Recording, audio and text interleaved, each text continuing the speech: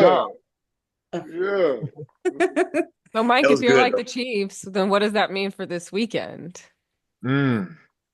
Oh, Mahomes gonna do his thing. You never go Oh against my yeah. homeboy. Mahomes boy. Yeah, I he's like like the new Tom Brady. You know what I'm saying? that. If I'm gonna lose with him. That's true. Yeah. Well, Yeah. thank you all again for participating in our trivia. You're such great sports. I'm going to hop off now and turn it over to Tammy to facilitate the conversation going forward. And we'll see you all at the end. Everybody online, please be sure to drop any questions that you have for any of our athletes or Tammy in the chat on LinkedIn. We'll come back on at the end and try to serve up a few of those as well. But see y'all soon. Thank Thank you. you. Yeah. Welcome to the second annual Super Bowl LinkedIn event presented by MJ BizCon Sports and Cannabis. My name is Tammy Pettigrew, and today, in a special Game Changer edition, we're joined by five retired NFL trailblazers changing the game with advocacy, education, and entrepreneurship. In recent years, we've witnessed the sports cannabis revolution. Professional leagues have changed outdated policies and relaxed their approach to cannabis. The MLB and WNBA opened their arms to CBD partnerships. The NBA removed cannabis from the anti-drug testing program, and the NFL has increased the threshold for a positive THC test from 150 nanograms per milliliter to 350 nanograms per milliliter. Emerging as an underdog, cannabis has become the MVP for athletes looking for natural healing modalities. With an opportunity to shift the conversation, change the narrative, and break the stigma, we're excited to kick this panel off with these five NFL legends leading the charge off the field. Could each of you briefly introduce yourself, sharing your journey from professional sports to becoming an entrepreneur in the cannabis industry? We'll start with the winner, Eugene. Hey, what's going on, everybody? Eugene Monroe here. I was drafted in 2009 to the Jags and was traded in 13 to Baltimore, which was really the starting point for cannabis for me. It's really where I started to understand its use for anti-inflammation. I had surgeries every off season, and I was basically on a prescription of Vicodin and Celebrex every day of my career. And it got to a point where I needed other drugs to deal with the symptoms that those were causing me and start to look for options just to be healthier, whether it was nutrition or alternative medicine. And I found cannabis. And at the same time, I was learning how people were dosing cannabis, how they were using it. You couldn't really search for it without also seeing the business activity. It was a time where cannabis legalization was happening everywhere. There was a medical revolution, and at the same time, a business revolution too, and an opportunity to participate on both sides. I saw business really as an opportunity also to propel the advocacy work we all do, just because of the spaces it, places you in. Um, a lot of times dealing with leadership and lawmakers, and so thought that was important. And then I also, over time, developed not just a love for the plant, but a love for cultivation. So I've been growing and learning from some good mentors that have sped my process up, and through that, through those ventures, I co-founded Green Thumb Industries with a solid team, and that was an experience in itself, building cannabis companies state after state, and sort of being an athlete, being dynamic in the roles that we all played to do that. So it was a great experience learning from people who had already had success in business, but this was new for all of us. And as cultivation became my love, I've now started my own company where we are cultivating in Vermont currently. We'll be building in New Jersey. We'll also be building in New York and Illinois. So I'm excited about that. That business is Collective 60, where I'm serving as a CEO.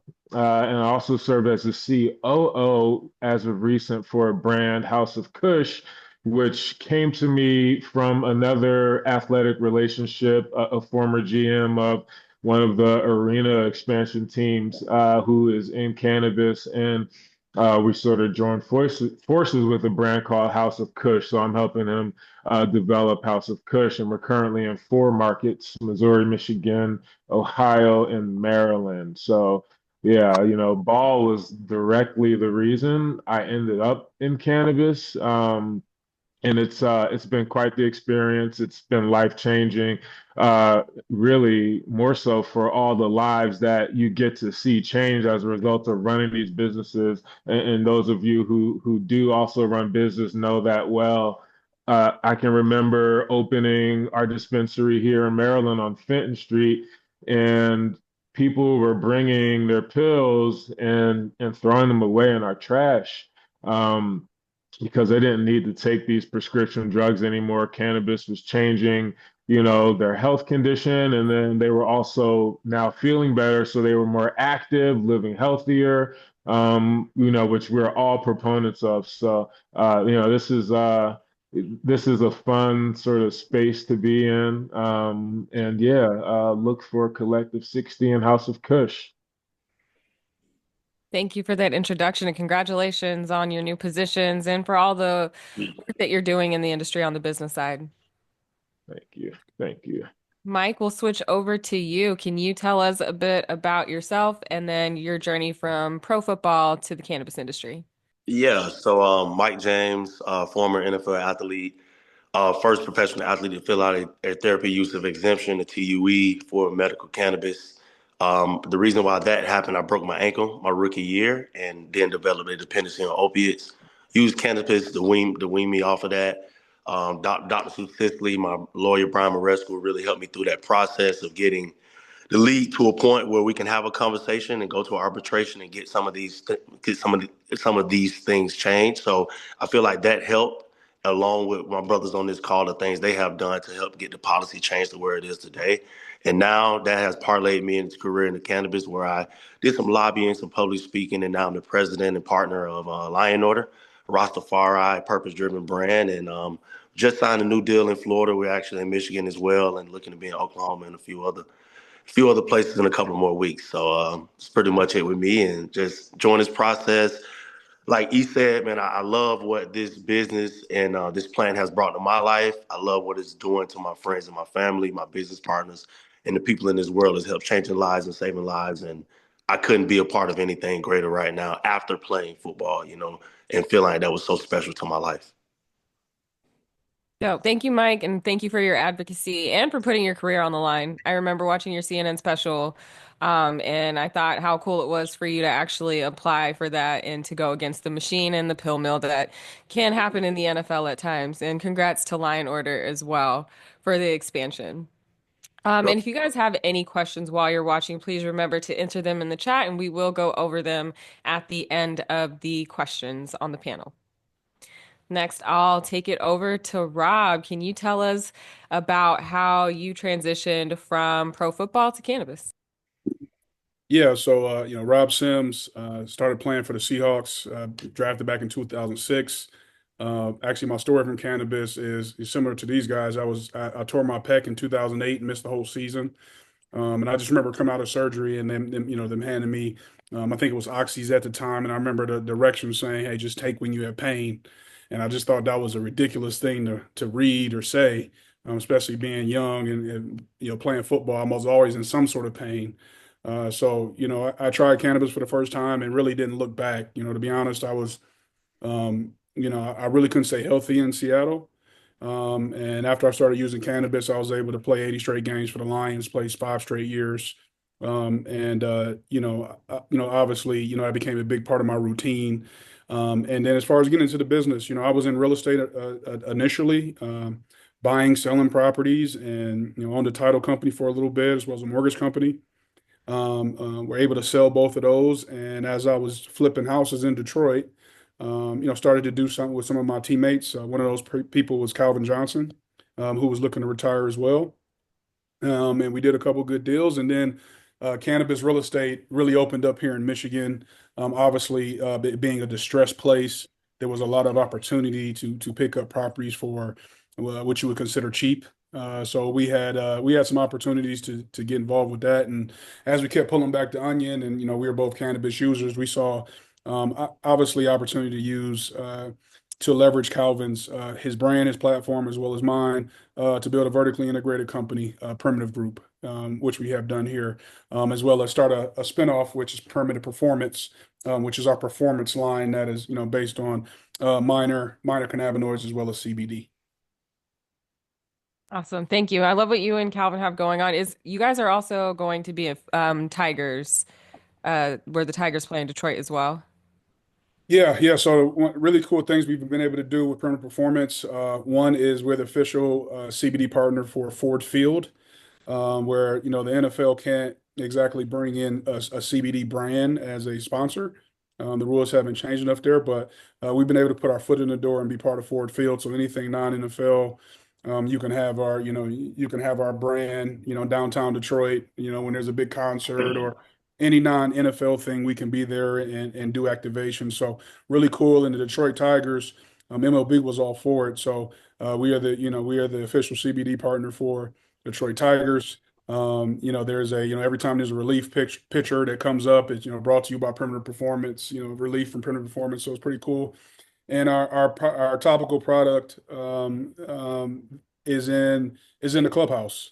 And if anybody knows about the Tigers last year, they went on a Cinderella type run into the playoffs. And I'm not responsible for that, but it was pretty cool that our topical was in the clubhouse and they were using it as they had this run. So we know we are pioneers as far as stepping into some of the sports realm, and some of the more professional settings that weren't allowing cannabis, and we're just trying to be a good representation of now that we've been able to get in the door.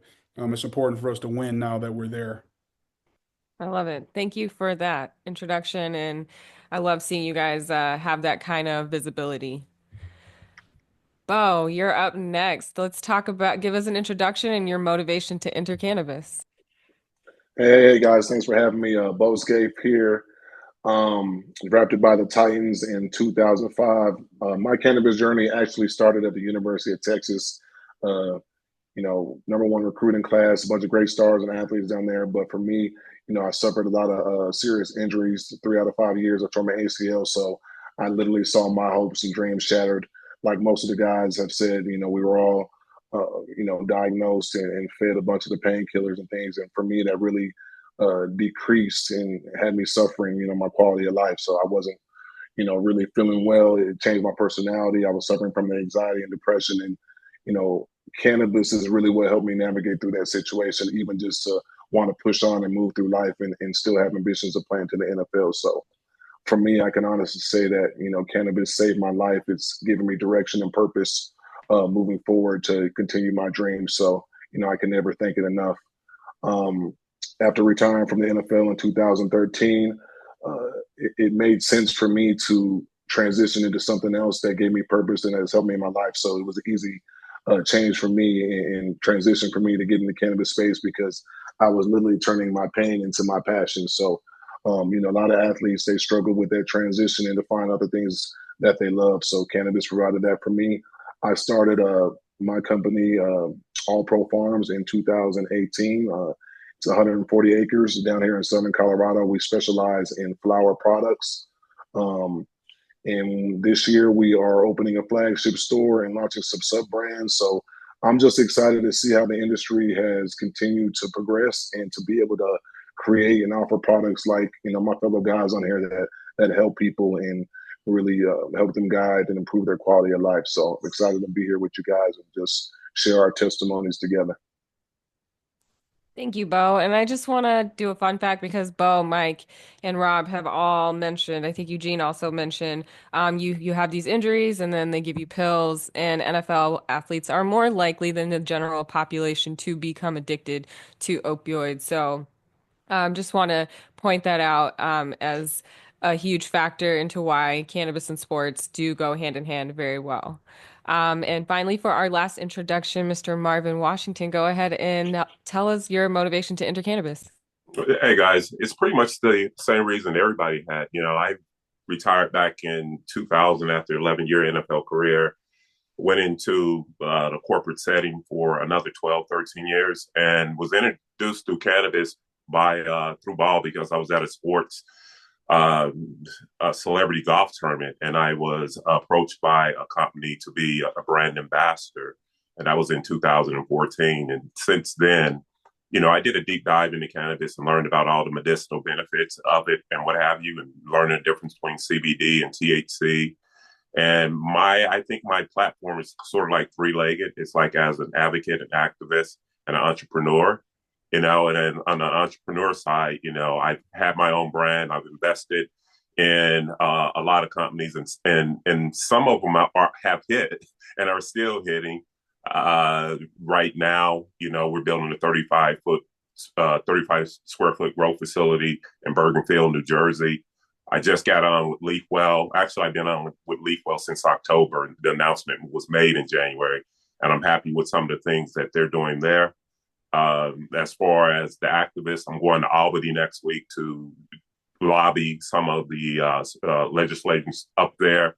And Advocate is just doing panels like this, man. I'm a big proponent of the medicinal benefits of this plant, man, particularly when it comes to athletes versus the opiates and benzodiazepines that they poison us with. I played a little bit before most of the guys, but it's the same thing. It's anti-inflammatories and pain pills. That's what gets you through a season. And I was one of those guys that was lucky enough to turn up that spigot when I stopped playing, but a lot of guys don't. And I want, the NFL has made some progress. They've made a lot of progress since I've got into this industry, but they still have a long ways to go. And I'm going to keep pushing until their athletes and all athletes are able to use and medicate with cannabis. Thank you, Marvin. And you make a great point. The NFL culture is definitely a back to play culture. So there's a lot of masking of injuries with Toradol, with anti-inflammatories, and with opioids, like you said. And then a lot of guys can't get off after they play. So you guys all have platforms where you're very much aware of this and you want to help your brothers. I'm curious, and this question goes to all of you, how did the cannabis stigma and advocacy affect your relationship or your reputation, both professionally and personally? Let's start with Eugene. In terms of the reputation, it was never something I considered. You kind of get that disposition being a lineman too, because you don't have much of a rep unless you're doing bad, although that's kind of changing now, and I like what I'm seeing. Um, so, I had conviction about this. It was changing my life as I used cannabis, and it was clear to me that what the NFL was pushing was fabricated. And so, I just believed in spreading the truth, regardless of anybody's opinion in my family or beyond. And, luckily, most of the opinion was in support. They were also actively seeing me benefit from using cannabis. So even for people who felt differently about it, when they saw me and saw that the condition I was in was improving and my health was improving, it was hard for them to continue to have that mindset. So, I just always fight for what I believe in, and I think everyone here has done the same, because we've been at this for quite a while before it's been fashionable. So, yeah, again, I just had a conviction about it and didn't necessarily care, but I think what it did was benefit the reputation, and put me in spaces that I wouldn't have been in probably otherwise, or at least on that fast of a track. So it's been a good experience all around. Thank you. Yeah. Anyone else would anyone else like to speak to how joining the cannabis industry impacted their reputations professionally or personally?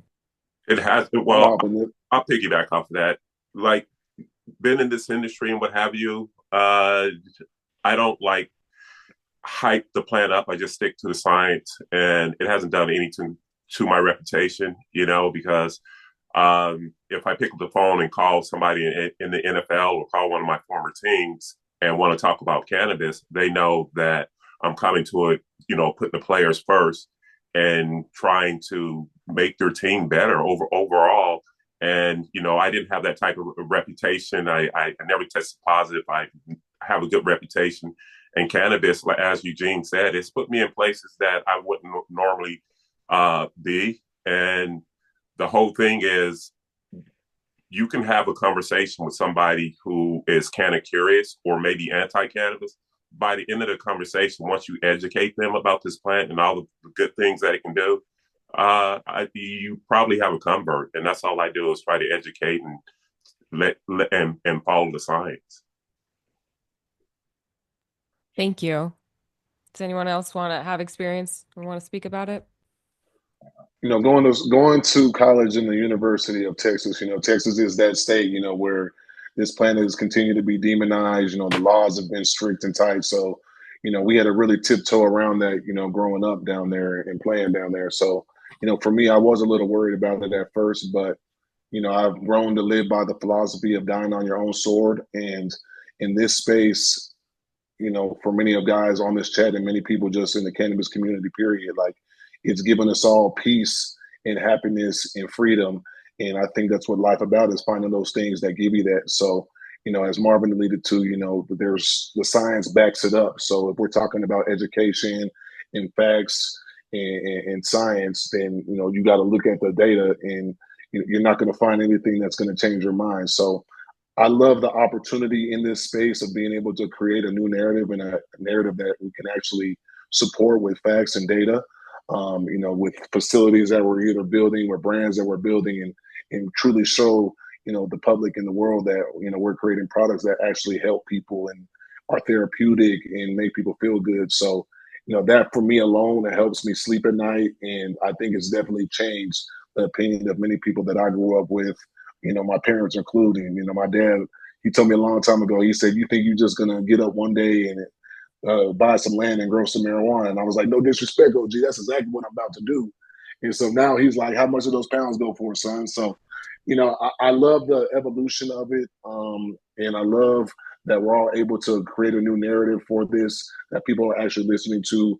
And we're finally getting, so like Marvin said, making some progress towards, forgetting and knocking down all these stigmas.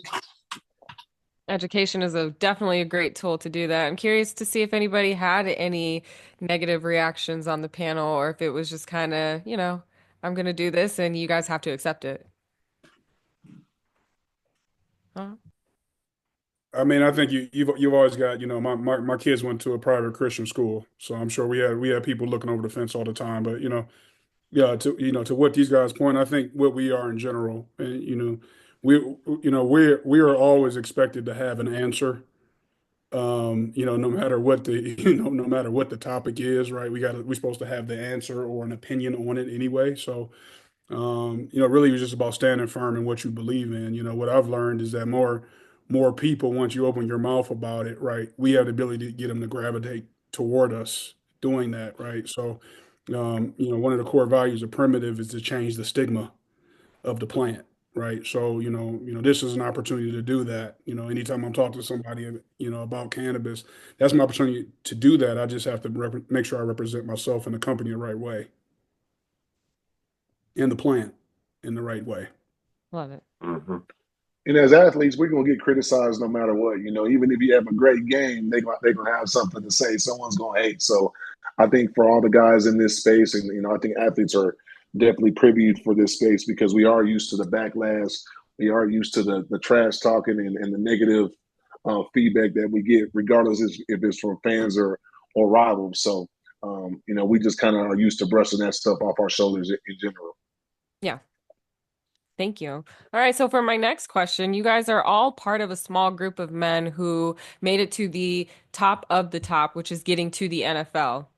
Hundreds of thousands of kids start playing football, Pop Warner, middle school, high school, college, but only about 1% to 2% of you guys make it to the pros. So because you guys are professional athletes, do you have a unique advantage or perspective in building and growing a cannabis-related business? I think having that NFL behind you, your name makes it easier than somebody that played at the high school level or college level. I think, it opens up doors for you and give you access to different places and to different people that you normally probably wouldn't have access to. That's how it's helped me the most.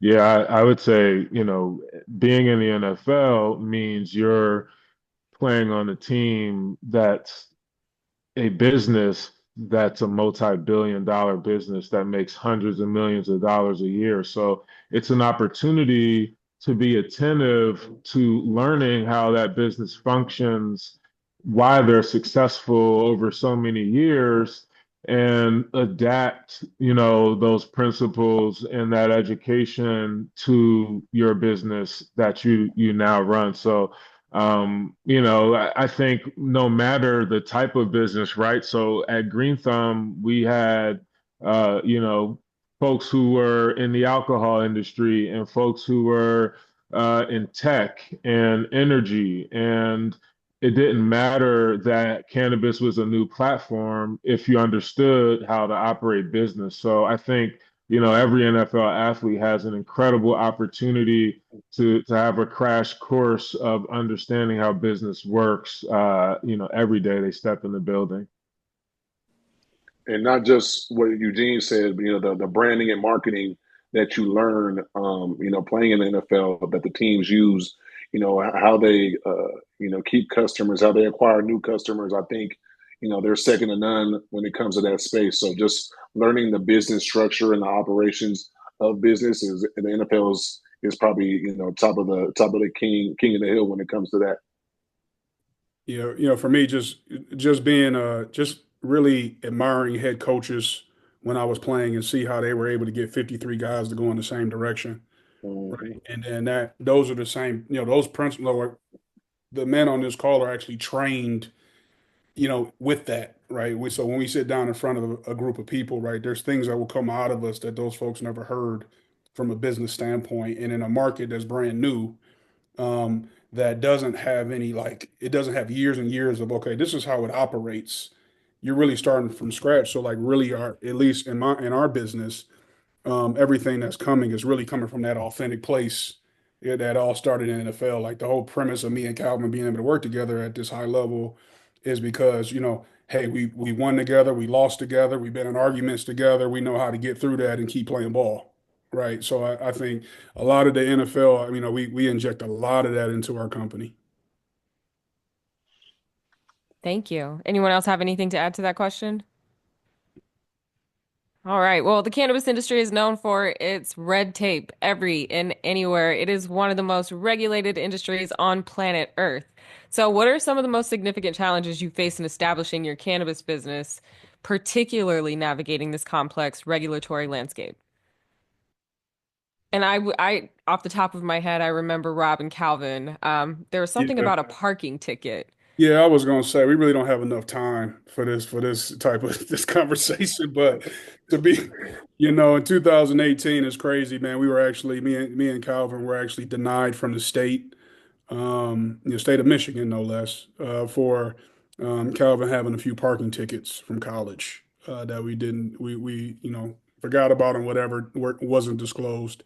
I would say 30 days after that, they dismantled that bar that did that. That was big news back then. But things like that, are things that delay your business. Delays cost money, no matter how you slice it. So that's not the only story, that we've had trying to get in Michigan, right? And we obviously thought for us, with Calvin's platform, that it would have been the easiest thing for us to do, is just get a paper to go, hey, you guys can go do whatever you want. But it was the other way for us, and we really had to grind and get over a lot of things for years. And you know what I mean? Like it's a nonstop. I always say there's nonstop storms going on in this industry right now. Nonstop. There's always something going on, and you really are becoming your craft really becomes how good are you of getting through the storm, right? That's the Mm-hmm. craft.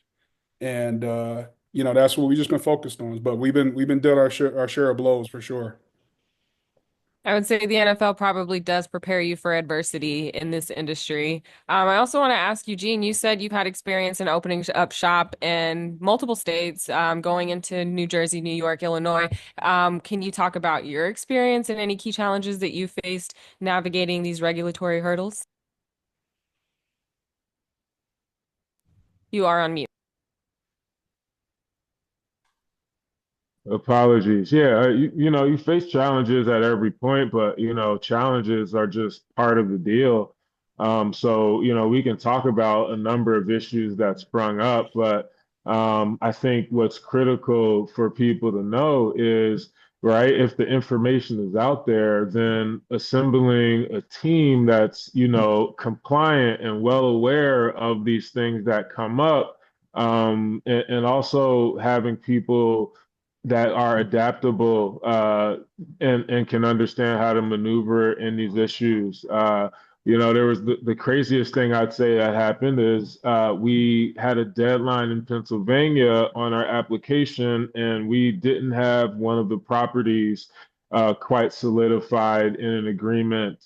It was agreed to, but it wasn't papered up. And unfortunately, the realtor we were dealing with committed suicide over the weekend, and Gee, that event almost jammed the whole process up for us. Luckily, we were able to get through it and, submitted all our apps and did well there. But, the issues range from that to, what do you do when the Girl Scouts decide to sell cookies in front of your store and they didn't communicate with you and the community is upset about it? So the issues are a range. But being adaptable, understanding your community and the people that you're working with is all key. Yeah. Thank you. And I'm so sorry to hear that. Bo, what about you scaling your brand? To reach a larger market, how did you overcome that and any of the challenges that you faced? You know, coming into this industry, I think everyone has to have the understanding that it's going to be an uphill battle. You're going to have to fight through things. So for me, the most important thing was finding the right people, asking the right questions, and not being afraid to ask those questions.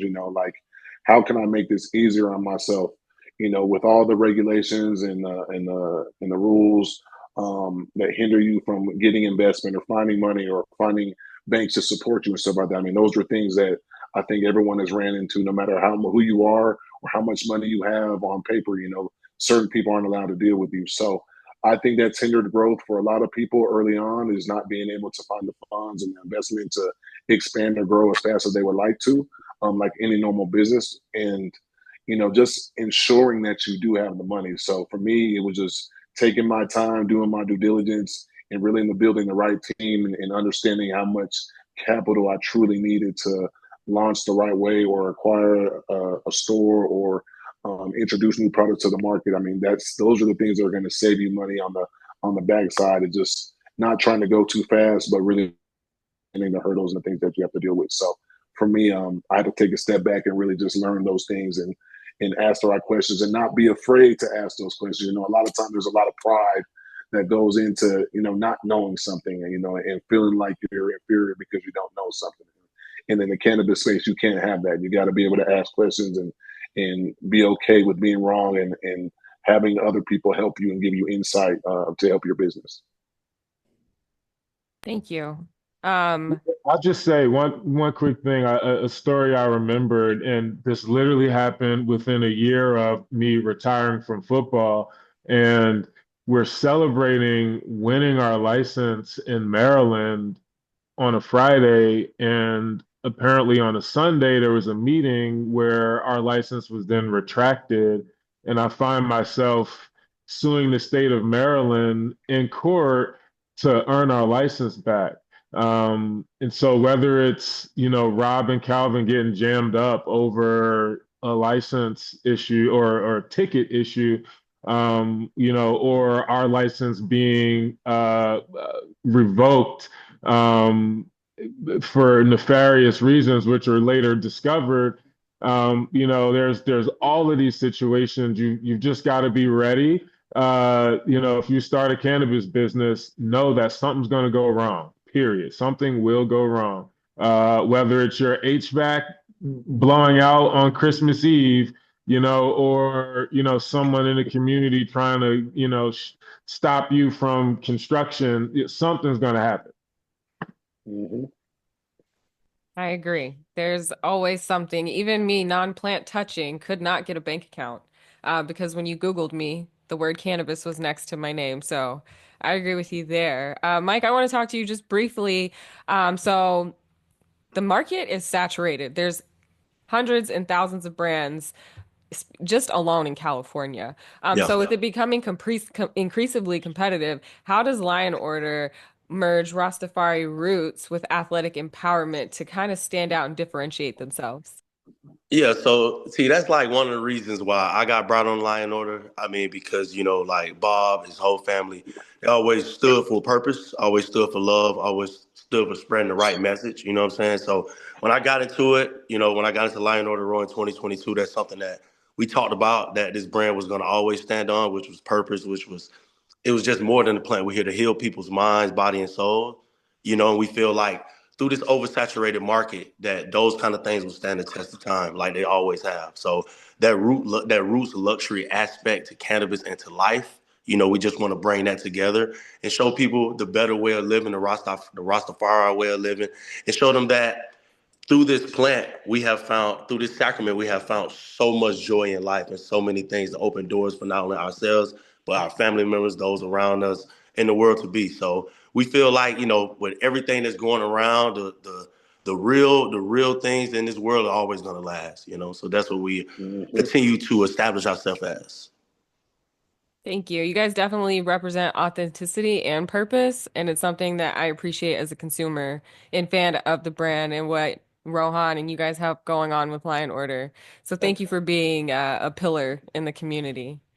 So now I want to pivot a bit. Let's talk about the NFL THC policy change. So once upon a time, that threshold was like 35 nanograms per milliliter. It was, so easy to fail. And now they just raised the threshold in December in 2024. Do you guys feel that this policy shift is sufficient? Take it off the And list. take it off? Take it off the Exactly. list. What are we Take it off talking the about list. here? Yeah. Why are we still measuring a Nanograms. compound? They should be educating its players to, this is crazy. We should be well beyond this by now. Mm-hmm. I agree. And I we're agree. fighting junk. We're fighting the drunken culture as well. I mean, let's be real. Like, we don't see many accidents, with weed related accidents, but we see plenty of accidents that are driven by alcohol and opioids and those type of things. I mean, it's obvious, and when you put the two side by side, I mean, they're not even comparable. No, they're not. We see all the time many retired players in the media post-career with alcohol-related incidents, sometimes ending tragically. So I agree with you Mhm. there. And because of this now policy shift, I think are players more likely to admit to their use or be more open to their use? Are they less underground and more mainstream with it? And if so, are you guys doing anything to educate current athletes on how this can be beneficial to them? Most of the current athletes I know are medicating with cannabis anyway, you know, Yep. and teams know this, and I think that's why they raised the threshold. But it should be off the list. Bo talking about the alcohol culture. The things that are making headlines now are in current players, alcohol incidents and gambling incidents, and the NFL and Major League Sports are in bed with both of them. And I think cannabis is the least benign out of all three. So they need to take it off the list and do some real progress and let their players medicate with it instead of poisoning these guys and having these incidents that pop up every few months with alcohol and gambling. I agree. Do you think that there are, Rob, were you about to speak? No, I mean, I was just going to say, hey, we build products that could be helping those guys right now, today, Exactly. in the Exactly. locker room. Yep. And you know what I mean? Like, it's nothing, no reason for them to be waiting. It's safer than a lot of the things that they have. And so we could help. Yeah, cannabis absolutely can play a role in the future of athlete wellness and recovery. And we see that Primitiv is doing that by partnering with the Detroit Tigers and with Ford Field. So what impact do you see these kind of partnerships having on the sports culture in Detroit or just for the leagues? Like, is this a great start? Do we feel that we need more? And are players scared of losing endorsements by saying I'm pro cannabis or I use cannabis? Have any of you guys experienced that?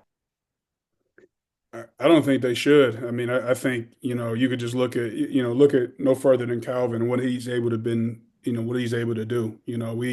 We've been at this for 8, 9 years, right? He still went to the Hall of Fame, right? He's still writing headlines about him. Like, obviously, there's a certain pressure in the NFL, but I mean, I think that's where we come in. And like I said, it's all about how do you show up, right? And the cool thing about what we've been able to do with Ford Field and the Tigers to me is that we're introducing CBD in those plant medicines. There's children there, right? There's a lot there. Just when you go into a stadium, there's every demographic is walking around in there to see the game, and we've been able to coexist with another a major sports brand.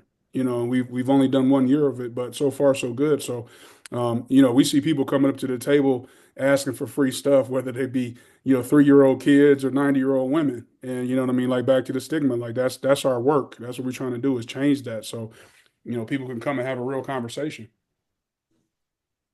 Absolutely. Anyone else have any input on that? Has anybody dealt with losing any partnerships like Nike, Reebok? Has anybody decided that they could no longer align with you post announcement of your guys' advocacy and work? Nah, but I feel like Kevin Durant does a good job talking about his use, and ain't nobody even talking about dropping KD from nothing. Nothing. So, I mean, that's an example. Like Rob said, that's an example of, athlete reaching a certain level where they can now use what they've worked so hard for to speak their mind on how they feel about the stuff that's important to them. Okay. I have one last question, Marvin. This one's for you about the NFL. One last question about the NFL. 4 years ago, the NFL pledged $1 million towards endocannabinoid system research. How have you viewed this move, and what would you like to see happen next? I'd like to see them pledge more money. They make 15, $16 billion a year, and they pledged $1 million. If you divide that by 32 teams, that comes out to about $32,000 a team. And that's not even, the salary for a practice squad player. So, the NFL, it's progress. I'm happy they did it. But until we see, something in 8 figures, that they're committing to the study of cannabis, they still have a long ways to go. I agree. That 1 million kind of felt like a slap in the face, considering how much they make every Sunday. All right, hot seat. I'm about to put you guys in the hot seat. We're going to talk about education and social equity in cannabis. Obviously, we do know the harms that the cannabis plant has put on specific communities in the United States, and these communities are still impacted and affected by this. So social equity remains a critical issue in the cannabis industry. And how are you guys actively integrating social equity and education into your business models and brand philosophies?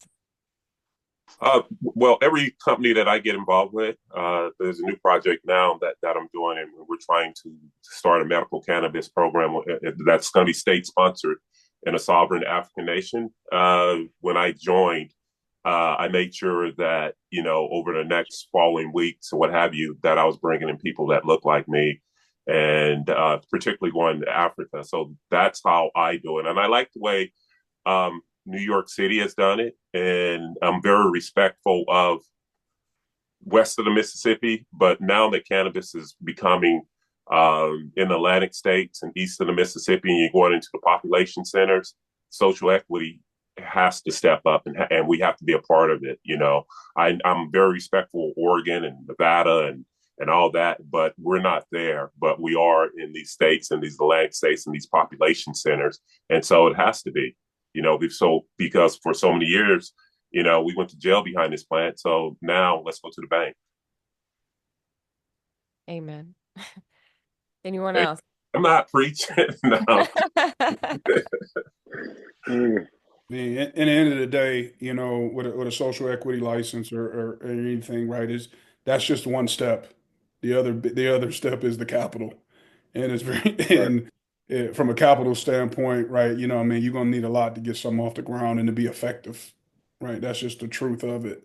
And you know, and just raising the money, right? You got to, you know, on top of that, right? You got to be able to pay it back, right? So there's all these kind of different nuances to this game, right? We've, you know, I'm sure that most of us, you know, we able to fund with a little bit of money that we may have had left over for playing ball, right? Some of that maybe went into that, right? But it's tough from a social equity standpoint. We've given, $50,000 to the Detroit Homegrown fund, but I can't even say that's enough to really get somebody off the ground, right? So I mean, definitely when we talk about diversity and how do social equity and how do we get better, you know, one, people like us got to win so we can be able to sit back and able to give back, right? That's one. And then we got to continue to advocate, you know what I mean, and find more people that can see what we see. I think that's the most important thing, right? We got to keep on knocking on the door, right? Because as we can see, if you don't keep knocking, right, they'll just shut it down. Be like, all right, forget about it.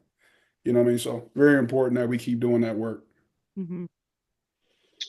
To piggyback off of what Rob said, just showing respect to the ancestors.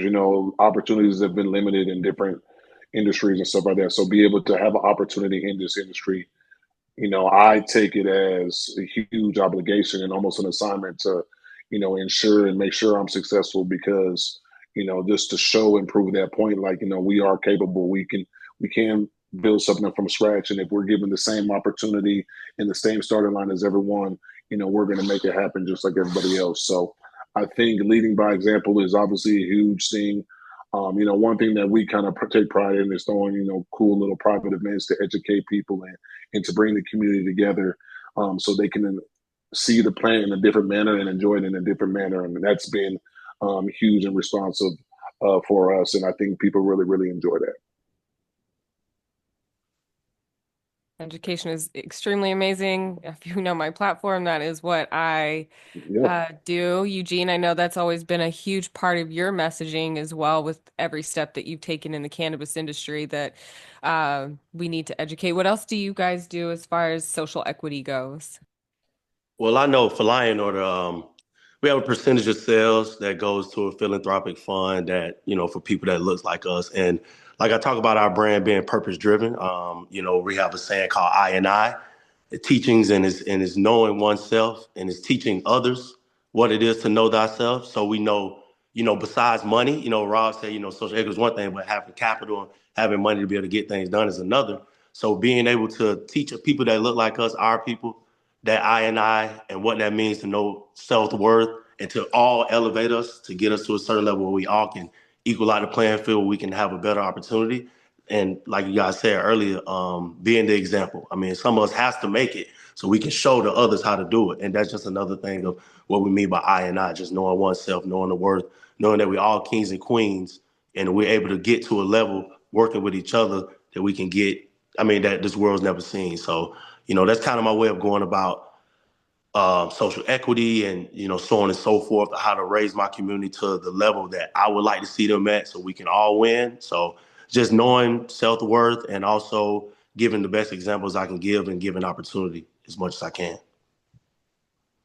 Amazing. All right, last question And before Tammy, some of the seeds that we plant today, Miss Tammy, like they won't be seen for generations. So, I applaud all the guys right now and yourself as well, just planting these seeds that, this big oak tree is going to grow one day and be able to feed and shelter, a bunch of people in the community. So, I think that's something we all can be proud of as well.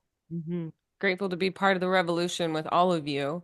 So let's look to the future. Looking ahead, how do you envision the role of cannabis evolving within the sports and wellness sector over the next decade? And what steps are you taking to influence that future through your business initiatives? What I'm doing with LeafWell, we're combining doctors, insurance, and patients, and presenting for cannabis as it is as a medicine. And I will put cannabis against anything that the teams can offer because I know what the teams are offering. And the NFL, particularly the NFL, is talking about protect the shield. Well, protect the players and let your players be healthier, mentally and physically, let them be able to recover, because the best ability a player has is availability. I think cannabis gives them a chance to do that. And they will be medicating with it. Universities will be joining in with cannabis, college athletes, and what have you. I'm excited, very bullish on the future of cannabis. Great. Anyone else? Yeah, I mean, for me, I haven't, just like when we were playing, I think there was one real brand that the NFL was backing. I think the brand was called Advocare. That was like it was a, you had a rehydrate drink, you had, topicals, you had things like that were coming out of that. And right, that's the only one they were like, hey, this one is cool. Right. And I don't know I don't know the mechanics behind that or how those people got in those places, other than, just like any other corporate situation, right? It's going to take some dollars to get that done. But the most important thing is, right, it'll be the stigma, because of stigma, you're gonna have to go in with a new product, right? I don't see flower just coming in the locker room and everybody in the locker room doing flower. That's a long time down the road. So it's just always like, how do you get these different applications that when they show up at the door, they look like they belong there and look like they've been there for a long time. So that's why we tried to build all of our products around things that we used to see, right? And just really add plant medicine to them. So that's how we've kind of built our business and how our focus is, why we think it, our topical can be in the clubhouse is because they were used to seeing topicals, right? We just changed the ingredient, right? And changed the packaging. So I think that's the track to really being positive and to really getting in the door. Yeah. There's definitely a lot of fears around flower and the smells and smoking. So I like the idea of just bringing new products that they're already familiar with infused so that it's less threatening. Anyone else have any to add to that? I think we got to normalize, there's some of these specialty events too. Just being able to host these events that we're inviting people to and the public to, and not where they're not having to look over their shoulder or worried about what they're doing at the event. I mean, if people have and they're so come to wine tastings all the time. So what's the difference between coming to a cannabis tasting and learning about new terps and stuff like that, and pairing it with foods or different beverages, and that type of stuff. So I think we're going to see a huge rise in specialty events, and you're going to see more players taking a part of it, because it's all about the experience that you're offering and the experience that people are walking away with. And if you can create that experience for them, then they're going to support and be loyal to that.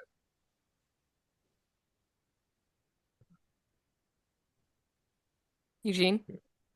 I would just say I feel differently about it. I'm not a proponent of, the single cannabinoids like CBD. The truth is, if you spark up a joint, you're going to get that relief instantly. So I don't think we should be shy about what we know is the truth and how cannabis works, Mm-hmm. because someone may be opposed to it for some reason. They need to know the truth, that people have been healing this way as long as cannabis has been accessible to humans, period. So, I tend to not like dance on that line, and I'm not really focusing my business on how I can position what we're doing for any NFL or whatnot, because everything we're doing applies to their usage. So I don't feel the need to, and I know that's other people's models might be different, and that's totally fine.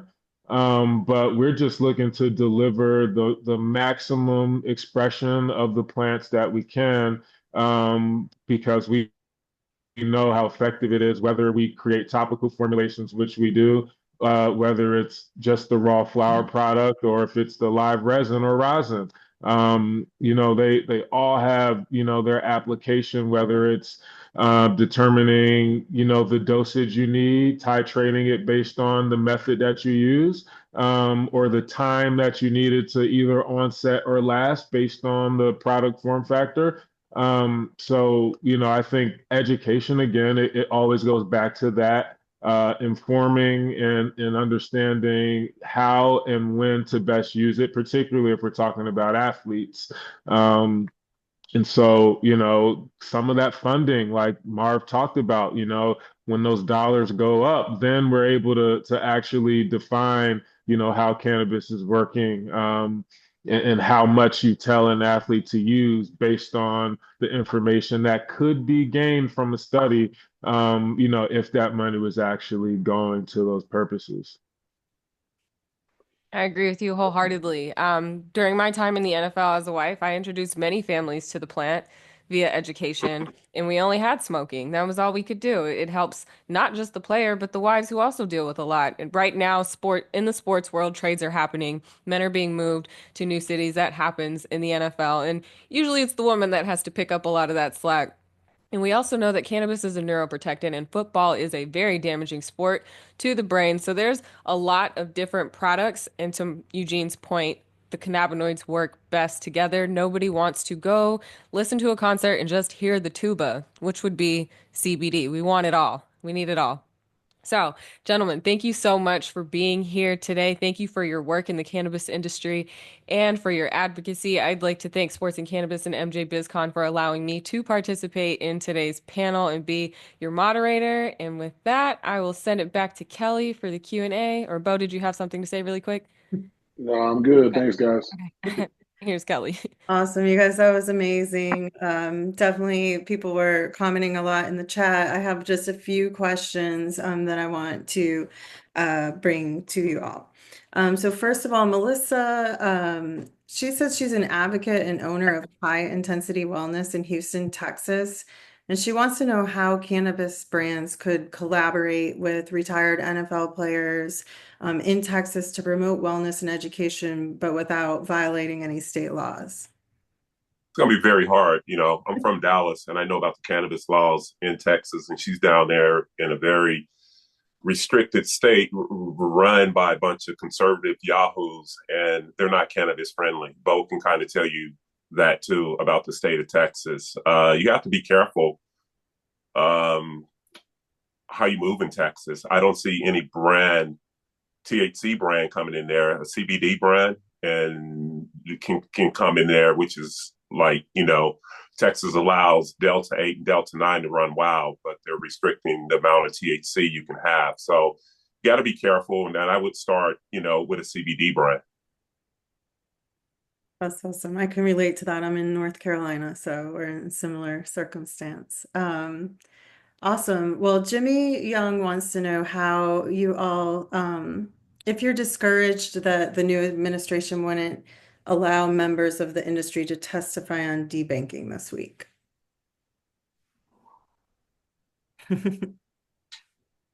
Expect it par for the course. Yeah. We still got to keep moving. Still got to keep pushing forward. It's not going to be easy. And we're used to operating under, heavy regulations and stuff like that. So it's nothing new, I think, for anyone in this space and anyone that wants to join this space. They just know it's going to be an uphill battle. But when you can weather the storm, there's going to be light at the end of the tunnel. And that's the whole thing that you should build your business on, is how can you continue to survive and grow and operate under the conditions that you are faced with. The last question is for you, Rob. Can you talk about the NSF certification and achieving the milestone with Primitiv? Yeah. We all know that products, we know that there's a threshold for certain products and ingredients in sports, and there will be some regulation. And we were able to take our topical and get it NSF certified. It was a difficult process, like you would assume, but as we go more and more into the mainstream, right, and we're using products, and players are using products that to an owner, that's an investment in what I mean, that player and what they're using and things like that. There's going to be regulation, especially if they're ingestible and things like that. So NSF certification was difficult to go, but we understood that if we can get that, then we would have opportunities like people like the Tigers. That was a requirement, and able to do that. And now we've gone through the process. We know how to do it again, and it's really just about what is that follow up to that topical, and what's next. Awesome. Before we jump off, does anybody have any closing thoughts or statements they want to add? Awesome. Well, I sure appreciate you all being here today. Tammy, always top notch, moderating and it's a real inspiration what all of you are doing and innovating in this space. So we'll stay tuned and, hope to continue the partnership. Hey, thanks for having me. Thank you. Thanks, guys. Appreciate Thank it. you all. Appreciate it, y'all. See you soon.